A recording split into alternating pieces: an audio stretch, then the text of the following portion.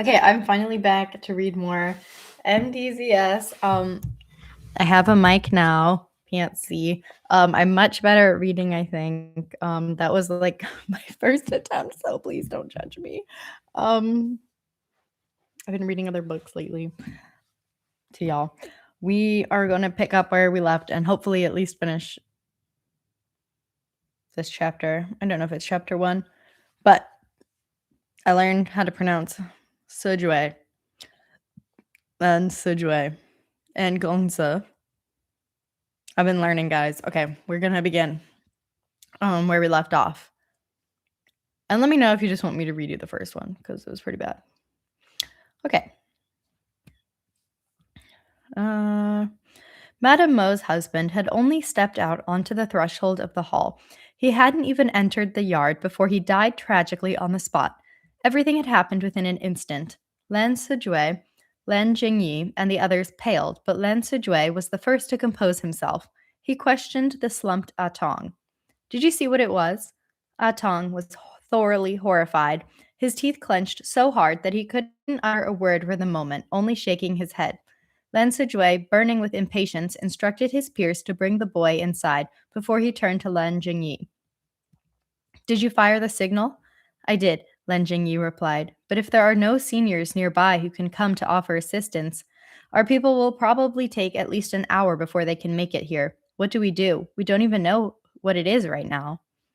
It was, of course, impossible for them to leave. If a clan's disciples only cared about escape when running into evil spirits, then not only would they embarrass the clan, but they themselves would be too ashamed to go out again. The terrified folks of the Mo household could not leave with them either. The evil spirit was most likely among them, so it would have been useless even if they fled. Lan Sijue clenched his teeth. Stay on guard until help arrives. Since the distress signal was already fired, other cultivators would soon come to their aid. In order to avoid adding to the by all accounts, Wei Wuxian should have retreated. Best if whoever came was no one he knew. If it was someone he had paths with before, or had fought with, then it was hard to tell what would happen. With the sacrificial ritual's curse on him, he could not leave the Mo estate yet. Besides, if the summoned creature could take 2 lives within such a short span of time, then it was abnormally ferocious. If Wei Wuxian dropped everything and left, then by the time reinforcements arrived, the entire Mo state would have its streets filled with corpses missing their left arms. And surely some of those corpses would include the familial disciples of the Lan clan of Gusu. After a moment's deliberation, Wei Wuxian said to himself, "Let's end this quickly." Those youths were fledglings, each of them looking nervous. Despite that, they still scrupulously, I know how to say this word, scrupulously, took their places to protect the Mo Manor and stuck talismans inside and outside of the hall. The servant Atong had already been carried inside, and Lan Sijue checked his pulse with his left hand while his right massaged Madame Mo's back. He couldn't treat both at once, and was in a sorry dilemma when suddenly Atong crawled up from the ground. Ah Ding exclaimed, "Atong, you're awake!" Before any delight could cross her face, Atong raised his left hand and seized his own neck. Seeing this, Lan Sijue targeted several of Atong's acupoints with a triple tap of his hand apiece. Wei Wuxian knew that while the Lan clan appeared gentle on the surface, their arm strength was not gentle in the least. Using that method, anyone could be rendered thoroughly unable to move. However, Atong appeared not to have felt a thing. His left hand gripped harder and harder, his face scrunching more and more with pain. Lan Jingyi went over to pull at his left hand, but it was like trying to break off a chunk of iron, immovable. Moments later, crack. Atong's head drooped down, and only then did the hand let go, but his neck was already broken. He had actually strangled himself before the eyes of all. Seeing this, Ah Ding's voice trembled. "A ghost! There's an invisible ghost here, and it made Atong strangle himself." Her voice was shrill and sad, raising hairs on everyone's necks. They all believed her. Wei Wuxian determined it to be the exact opposite, however. This wasn't a malicious ghost. He had seen the talismans those youths had chosen, and they were the spirit-repelling type. They had plastered the entire East Hall with them, all right. If this really were a malicious spirit, then those talismans would have immediately burned with green flames when it entered the East Hall. Things would not be as quiet as they were now. It wasn't that this group of youths was slow to react. It was that the intruder was truly ferocious in nature. The cultivation sects had strict criteria for determining whether something was a malicious ghost. One was considered such if it killed once a month for up to 3 months consecutively. I'm going to have to turn my phone off. Remove it. It's buzzing. Okay. One was considered such if it killed once a month for up to 3 months consecutively. This was a criterion Wei Wuxian himself had set, and it was probably still in use now. It's just funny reading this back.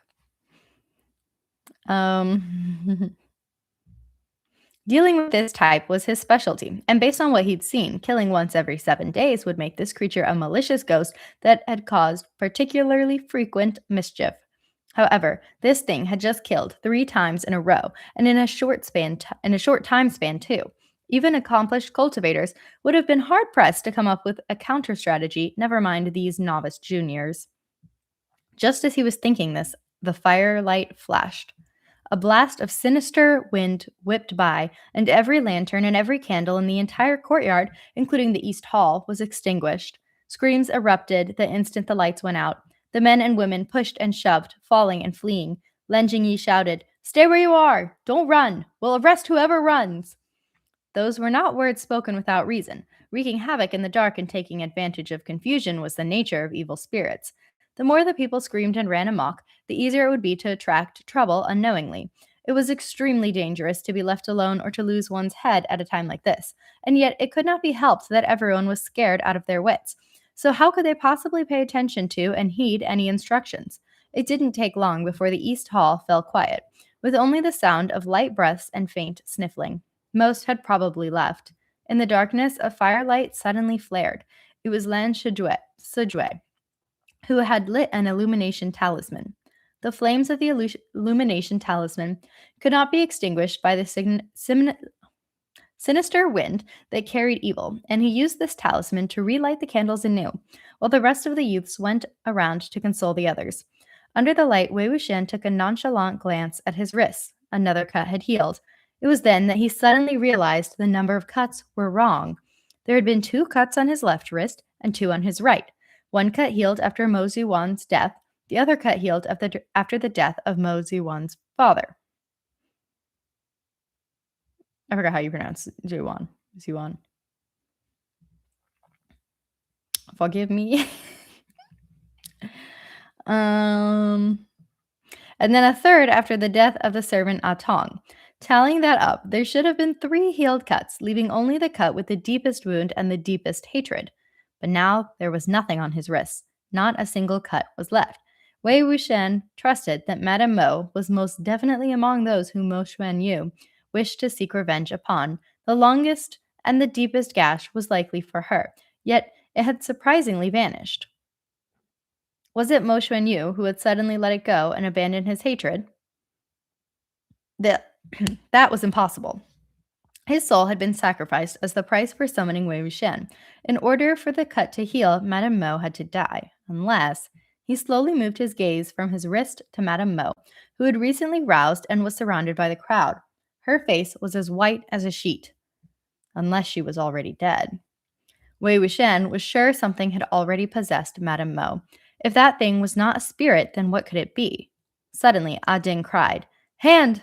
Hand! Atong's left arm!" Lan Sijue moved the illumination talisman over Atong's corpse. Sure enough, his left arm had also vanished. The left arm! In that flash of a second, everything was clear. The creature causing mischief and the vanishing left arms formed a connection that clicked in Wei Wuxian's mind. He suddenly snorted and burst out laughing. Lin Jingyi huffed. That dummy, how can he laugh at a time like this? But then he realized that, given the man was a dummy, what was the point of bothering with him in the first place? However, Wei Wuxian grabbed Lin Jingyi's sleeve and shook his head. No, no! Lin Jingyi irritably tried to pull his sleeve back. No what? Not a dummy? Stop playing around. No one's got time for you. Wei Wuxian pointed at Father Mo's and Atong's corpses on the ground. That's not them. Lan Sijue stopped Lin Jingyi, who was about to blow up. He asked, "You said that's not them. What do you mean?" Wei Wuxian replied solemnly, "This isn't Mo Ziwen's dad, and that's not Atong either." With his face smeared in makeup, the more solemn he was, the more it felt like he really was mentally ill. However, under the haunting candlelight, his words were surprisingly hair raising. Lan Sijue was stunned for a moment, then questioned him in spite of himself. Why is that? Wei Wuxian said smugly, because of the hand. They're not left handed. They always beat me with their right hands. I know that much at least. Lan Jingyi lost his patience and spat. What are you so smug for? Look at that pleased face. Lan Sijue, however, had broken out in a cold sweat from the shock. Thinking back, Atong had strangled himself using his left hand, and when Madame Mo's husband pushed his wife down, he had also used his left hand. But during the day, when Mo Xuanyu had been causing a ruckus in the East Hall, those two had been busy trying to chase him out using their habitual right hands. Surely they couldn't have both turned into left-handers all of a sudden right before their deaths. Although the cause was pretty unknown, in order to investigate what was causing mischief, they had to start with those left arms. Having come to this conclusion, Lan Sijue sent a bewildered look at Wei Wuxian. Despite himself, he thought, for him to suddenly say something like that really doesn't seem like a coincidence. Wei Wuxian only continued to laugh cheekily, knowing that the hint had been too conspicuous, but there was no other way. Thankfully, Lan Sijue didn't dig into it, thinking, either way, since this Gongza, I learned that one, was willing to call attention to it for me, it most likely wasn't done out of ill intent. He moved his gaze from Wei Wuxian, swept it over Ah Ding, who had fainted from weeping, and landed his eyes on Madame Mo. His eyes traveled down from her face to her hands. Her arms were hanging by her sides, mostly hidden in the sleeves, revealing only the tips of her fingers. The fingers of her right hand were snow white and slim, truly the hand of a woman who lived in privilege without the hardship of labor. However, the fingers of her left hand were longer and thicker than those of the right. The knuckles were curled, filled with strength. How was that the hand of a woman? It was clearly the hand of a man. Hold her down, Len Sijue shouted. The youths had already twisted Madame Mo's arm back in a hold. With a "forgive me," Len Sijue pulled out a talisman. He was ready to slap it down when Madame Mo's left arm twisted at an impossible angle, aiming for his throat. The only way for a living human to twist their arm that way would be if their bones were broken. The hand's movement was fast, and it would have seized his neck had it not been for Lan Jinyi tackling Lan Sijue with a loud "gah" and blocking the attack for him. There was a flash of firelight. The hand that had only just grabbed Lan Jingyi's shoulder when green flames flared to life at the same spot. It instantly loosened its grip. Having escaped death, Lan Sijue was just about to thank Lan Jingyi for coming to his rescue when he saw that half of Lan Jingyi's uniform had been burned to ashes, making him look incredibly unkempt. Flustered and enraged, Lan Jingyi stripped off the unburned half of his uniform as he looked back and yelled, "Why did you kick me, stupid lunatic? Did you want me killed?"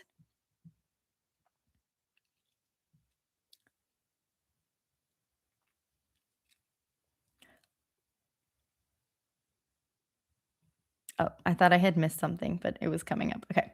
Wei Wuxian scurried away, hugging his head. It wasn't me. It was most certainly he who had kicked Lan Jingyi.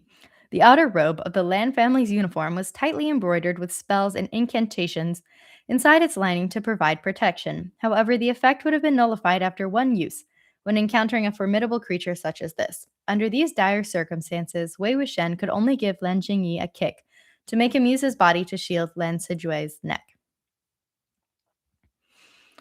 I can't breathe out of my nose right now because I'm still sick from Katsukan. Well, not sick, but I still have mucus. So that's sorry if I'm like breathing hard into this mic. I don't really know what it picks up yet because it's my first day using it. Hmm. Oh, also I made a Discord. I need to tell you guys, I made a Discord. I'll put it in the description. Please join so you know when I'm going to post videos or when I'm going to go live. Lan Jingyi was going to yell some more, but Madame Mo collapsed to the ground.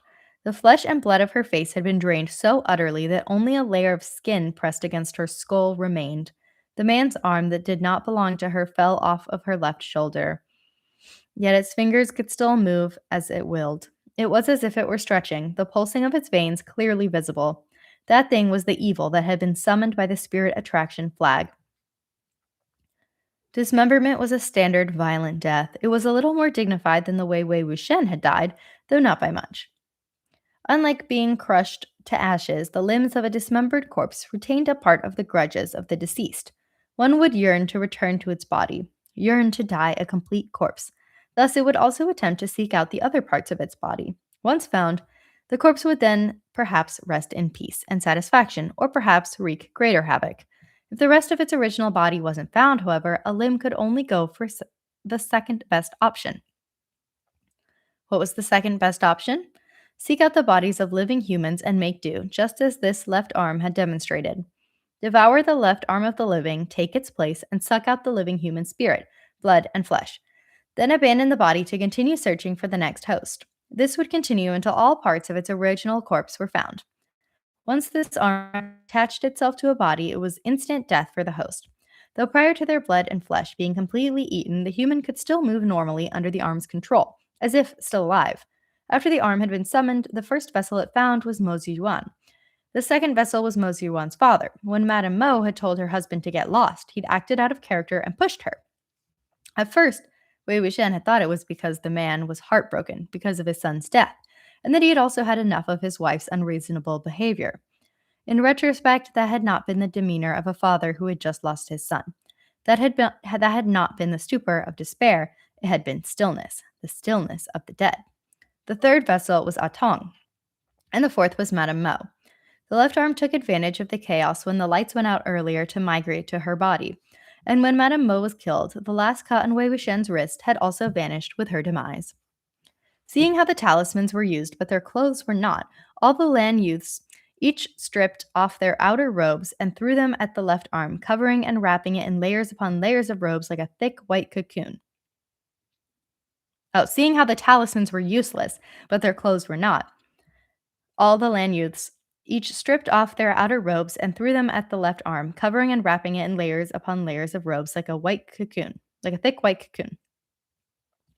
A moment later, this ball of white clothes ignited with a whoosh, the wicked green flames blazing to the skies. Though it worked for the time being, it would not last long. Once the uniforms were completely burnt, that arm would break free from their ashes. While no one was paying attention, Wei Wuxian ran straight for the west courtyard. Over a dozen walking corpses those youths had captured were standing silently in the yard. A spell had been drawn upon the ground to seal them inside its boundary, and Wei Wuxian stomped on one of the characters, destroying the entire array. After 2 claps, the walking corpses jerked. Their white eyes opened abruptly, as if they had been shocked awake by an explosion of thunder. "Wake up," Wei Wuxian said. "Time to get to work." He never needed any complicated spells or summoning incantations to control corpse puppets. The most straightforward command would suffice. The walking corpses at the very front quivered as they struggled to shuffle a few steps. Then, the moment they approached Wei Wuxian, they fell face first to the ground like living humans, as if their legs had grown weak from terror. Not knowing whether to laugh or cry at this, if you're a TGCF fan, this is what Gay Watch, the lady who I watch read these books, she always says, take a shot, take a drink when you get a Shaylien line. Anyway, not knowing whether to laugh or cry at this, Wei Wuxian clapped twice more, but much softer this time. However, these walking corpses had probably been born at the Mo estate and had died here as well. They'd never seen the world, so while they instinctively obeyed the summoner's command, they were also terrified of the summoner for some reason, lying on the ground, whimpering, too afraid to get up. The crueler the evil spirit, the easier it was for Wei Wuxian to manipulate it. These walking corpses had never gone through his training, so they could not withstand his direct control. He had no materials at his disposal to immediately create a device that could ease their fear either, and nothing with which to improvise. As he watched the blazing green flames from the east courtyard gradually die down, an idea suddenly came to mind. Why not go out searching to find a cruel and vicious deceased, one steeped in extreme hatred? The East Hall already had one, more than one. He darted back to the east courtyard. Lan Sijue's first plan had come to an end, so he devised another. The youths all unsheathed their longswords, planting them in the ground to form a fence of blades. The ghost arm smashed about within the enclosure.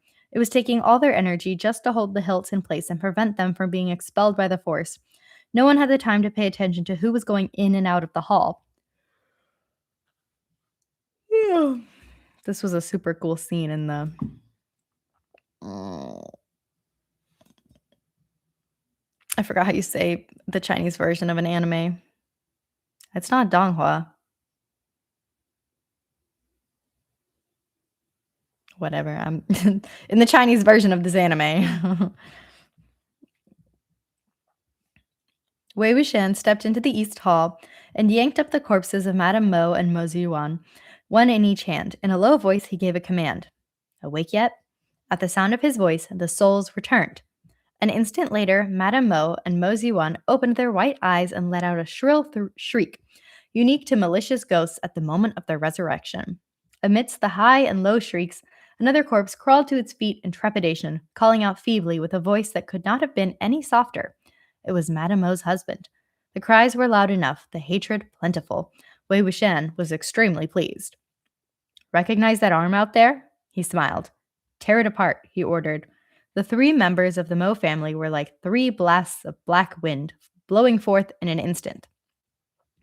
The left arm had broken a longsword. Just as it was about to break out of the pen, three left armless fierce corpses came lunging at it.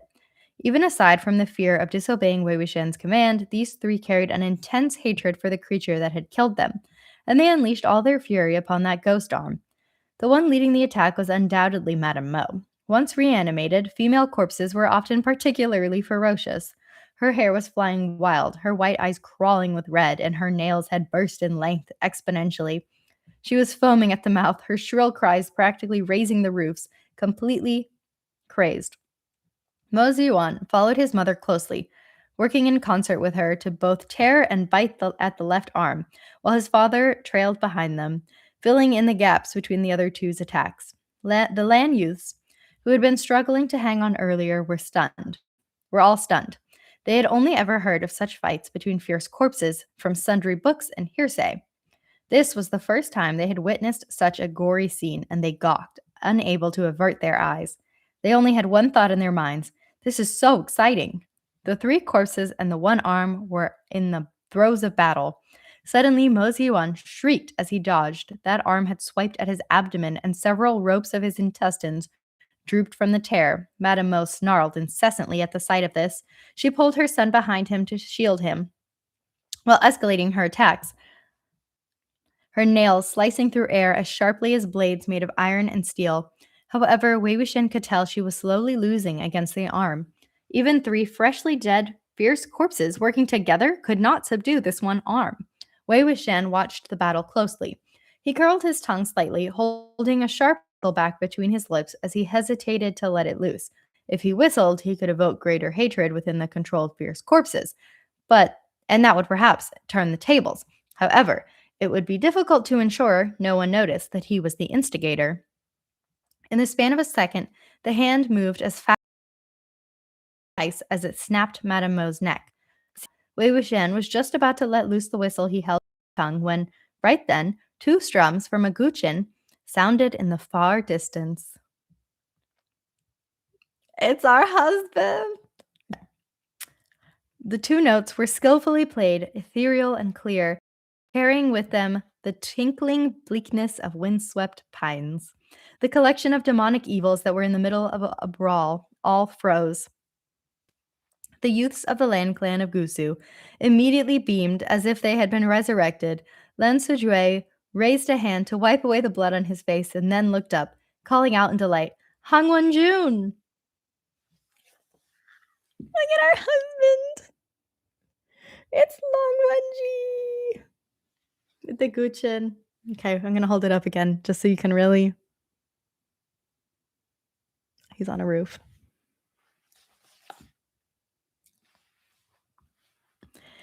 The moment y'all don't understand my obsession with this man, let me just show you real quick and then we'll continue. This is literally tied to my No! Oh my god, I just dipped it in tea. Oh, now I'm mad. But anyway, look, I literally have his headband. There he is. That's Wei Wuxian. Okay, one more thing and then I'll start again. Okay. Wei Wuxian and Lang Wenji. Look at this art that I got. So beautiful. The moment he heard the cry of that sobriquet and the distant Guqin, Wei Wuxian turned to leave. He said, "Oh, that's my ex. I'm out." Another strum. This time, the note was higher pitched, piercing through the sky like the austere harshness of winter's first approach. The three fierce corpses shrank back while covering one ear with their right hands at the same time. However, it was impossible to block out the eradication tone of the Lan Clan of Gusu in such a way. They only managed to back up a few steps before there was the faint sound of cracking in their skulls. As for that left arm, after engaging in such a ferocious fight, hearing the sound of the strings now made it suddenly drop to the ground. Though the finger still twitched, the arm was already lying limp and silent.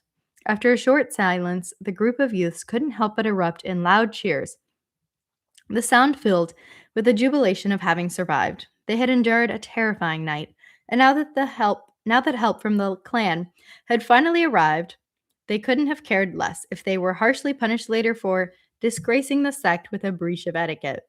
While they waved toward the moon, Lan Sijue suddenly noticed someone missing. He tugged at Lan Jingyi. "Where is he?" Lan Jingyi was busy being happy and replied, "Who? He who?" "That Mo Gongza," Lan Sijue replied. "Huh? Why are you looking for that lunatic?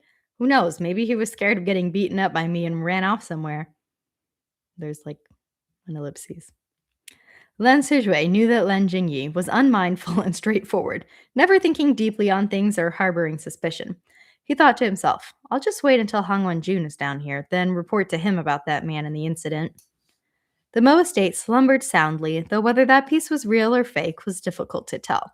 Even though there had been a bloody corpse fight in the Mo Manor's east and west courtyards, no one was getting up in the middle of the night to watch it. One had to pick and choose the right spectacle to watch, and a spectacle with such incessant screaming was best avoided. Wei Wuxian rapidly destroyed any remaining evidence of the sacrificial ritual array, then ran out the door. Of all people who could have come, it had to be the Lan family. Of all people to come, it just had to be Lang Wanji. This was someone with whom he had once crossed paths and fought. Fought? Okay, that's a funny way of describing it. So he retreated in a hurry, anxious to find his steed. As he passed by a courtyard, he noticed a spotted donkey tied next to a large millstone, chewing something in its mouth. It seemed a little surprised when it saw him come dashing over, giving him a side eye like a person would. The instant Wei Wuxian met its eyes, he was immediately moved by the disdain in its gaze. He went up to it, yanked off its rope, and started dragging it out. The spotted donkey loudly complained. Wei Wuxian cajoled as he dragged, coaxing it in every way possible to move it along. Stepping out in the lightning of dawn, they clattered onto the main road. Just like Don Quixote and his donkey. Lan Wangji and Wei Wuxian, whenever I see them together, like the art where Lan Wangji's walking, Wei Wuxian's like neck on the donkey, it's literally like Sancho Panza and Don Quixote. Does anybody? That's all I see. Like, why does Wei Wuxian ride the donkey and Lan Wangji walks? Okay, that was the end of chapter 2. I don't know how this new mic is, so I'm gonna be done for tonight. I also have to get up at 6 a.m. for work tomorrow. So this is it. I hope that was better than part 1. If you liked this like significantly better than part 1 and you found part 1 like awful, but you stuck through, let me know and I'll like refilm part 1. Okay. That's it. That's all. Join the Discord. Okay. Sorry this took so long to get you guys part 2. I have no excuse. Okay, bye-bye.